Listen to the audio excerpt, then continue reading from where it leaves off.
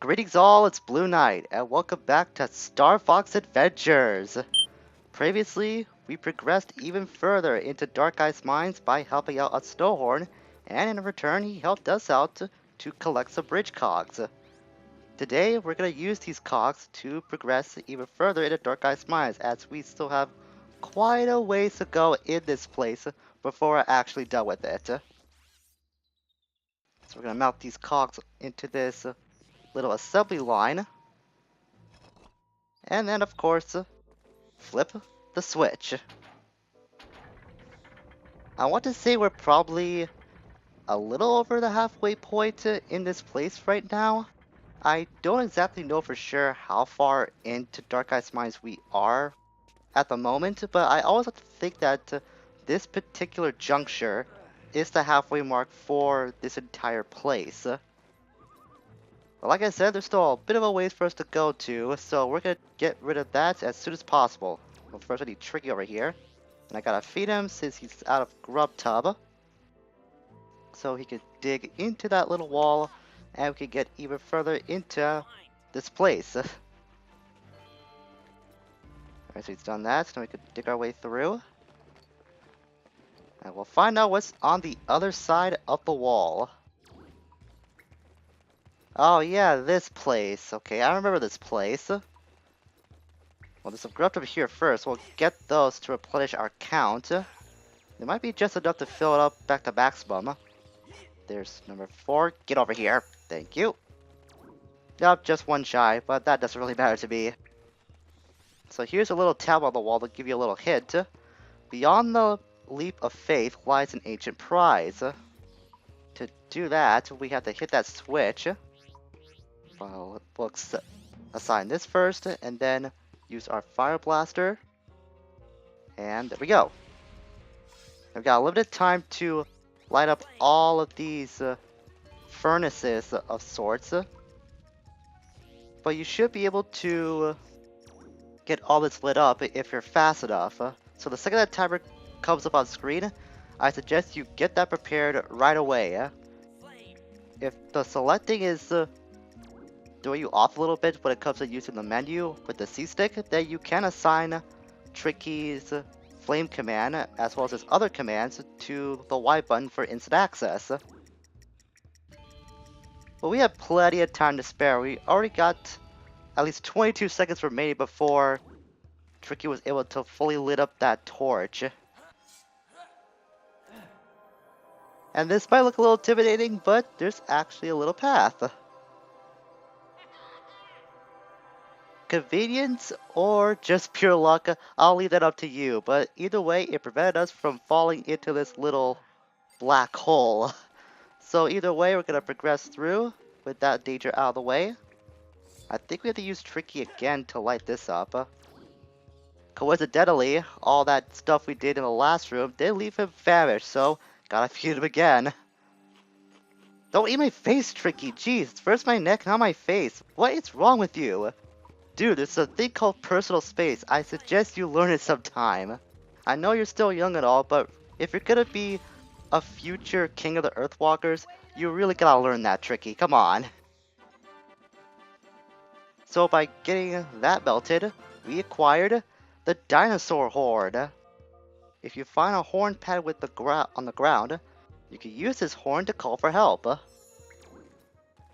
If you remember, we were in a little section last episode that did have an icon with this item on it.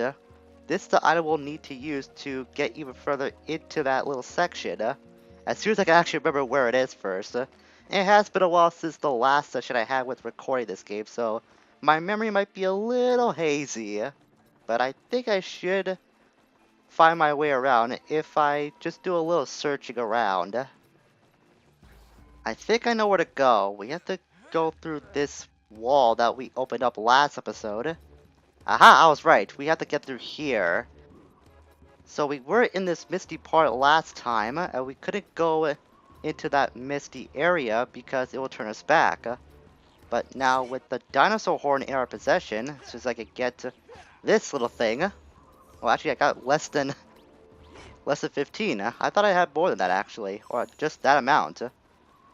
So we gotta use the horn here, which is in our main item section. I use that to call our SnowHorn friend over.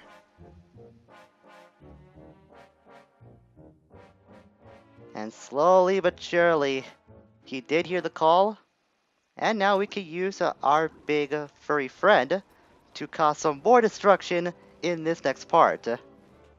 He actually came in through the Misty section too. How did he find his way around that? We could do it ourselves, so it only makes you think how he was able to do it on his own free will. Well, regardless, since we do have our friend over here, we can now mount him and continue having our way with whatever comes in our path with our new steed. To guide the SnowHorn through the blizzard, he will need to be fed alpine roots as you explore. Look on the ground and walk over them to eat. This does replenish his little energy meter at the bottom of the screen, so that's why you need to keep feeding him alpine roots to keep that meter up. Of course, if he does lose all his energy, then you'll have to start from this section all over again. There is nothing of importance to wander around and collect if you're in this part, so just stick to the alpine route line and keep following that trail.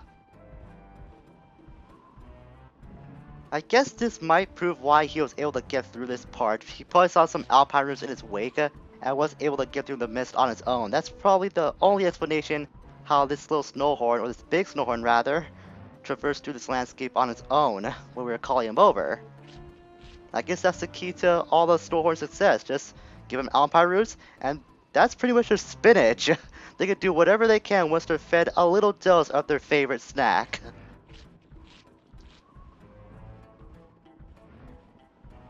We should be at the other end of this place by now. We saw Tricky go on ahead. Tricky? Tricky! Your friend will turn up. They usually do. Maybe I can help until he does. Well, to do that, I think we'll have to use you to blast open this barrier. Bam! There we go. Haha. I love how this newfound ally on our side, but unfortunately, that's gonna be the last we'll be needing of our SnowHorn companion. He's not gonna fit through that wall, obviously, so we're gonna be on our own from here on out, if memory serves me right. Tricky did go on ahead, so we don't have him to use his commands at the moment. But any time away from that little brat is actually fine with me. I've already stated time and time again that I'm not the biggest fan of Tricky, so if he does end up getting himself in trouble, well, good for him. We will have to bail him out, but still, good for him for rushing into action again without us as its backup. You'd think he will learn by now through his past mistakes, but no. That guy is apparently just as hard-headed as he is annoying. A couple of Shark Claw here to deal with. Oh, I can't use that rolling combo when they're on the ground. I didn't think I could use that. I thought I had to wait till they're stunned on their feet to use that rolling combo move. The more you know. And that does dissipate the life force door. And there are more crates here. Probably for health, most likely.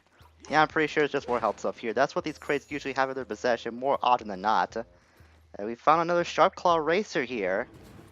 So it's going to be more vehicle speeding with our newfound vehicle, as we abandon our SnowHorn friend. I guess I'll trade power for speed in this case, but if it does get us through to the next part of this dungeon of sorts, then so be it.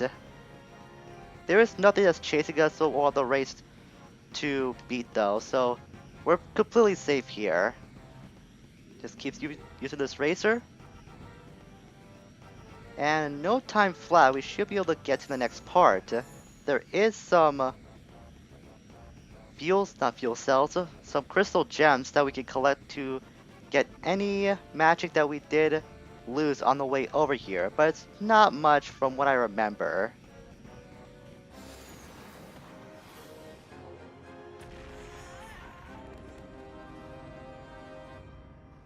And out of the frying pan and into the fire, so to speak. Nice job, Fox. You crashed our only means of transportation, and now we'll have to get away from this place. And right to the Shark Claw, too. Man, this guy was waiting. You probably heard that explosion and just came running over. That was pretty smart, I gotta say. And again, it's coming from these Sharp Claw too. That's saying something about their intelligence. But they're not that tough to deal with though. So I can keep using that.